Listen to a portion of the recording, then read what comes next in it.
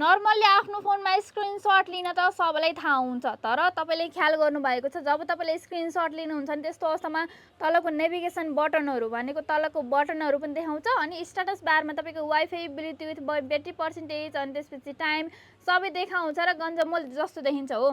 तर एउटा यस्तो सेटिङ छ जुन सेटिङलाई तपाईँले अन गर्नुभयो भने यसरी स्क्रिनसट लिँदाखेरि नेभिगेसन बार नआउने अथवा स्ट्याटस बारमा रहेको सम्पूर्ण कुराहरू नदेखाउने बनाउनु पनि मिल्छ। त्यसको लागि सिम्पली तपाईँ आफ्नो मोबाइलमा रहेको सेटिङ्समा जानुहोस्, त्यसपछि स्क्रोल डाउन गर्नुभयो भने यहाँनिर देख्न सक्नुहुन्छ एक्सेसिबिलिटी, यसमा क्लिक गर्नुहोस्। त्यसपछि यहाँनिर स्क्रोल गर्नुभयो भने स्क्रिनसट, यसमा क्लिक गर्नुहोस् र यहाँनिर तपाईँले देख्न सक्नुहुन्छ hide status bar and navigation bar छ नि, तपाईँकोमा यो अफ छ भने यसलाई सिम्पली अन गरिदिनुहोस्।